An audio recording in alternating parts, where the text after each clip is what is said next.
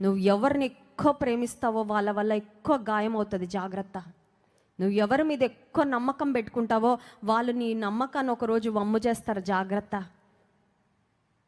ఈ లోకంలో ఏ బంధం కూడా నీకు సంపూర్ణంగా తృప్తినివ్వదు. ఈ లోకంలో ఏ బంధమైనా నీకు సంపూర్ణమైన ఆనందమును, నెమ్మదిని, క్షేమాన్ని ఇవ్వదు, గుర్తుపెట్టుకో.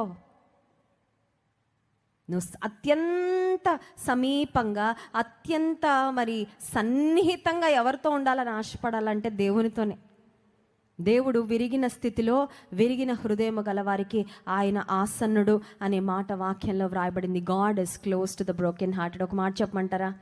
మనుషుల దగ్గరికి వెళ్ళే కొద్దీ వాళ్ళలో ఉన్న బలహీనతలు పెద్ద కనబడతాయండి మనకి.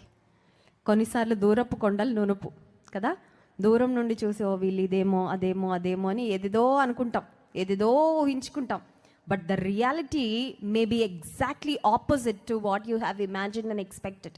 కానీ వాస్తవము నువ్వు ఊహించిన దానికి కరెక్ట్గా ఆపోజిట్, విరుద్ధంగా ఉండొచ్చు. కానీ ఇంకొక మాట చెప్పమంటారా?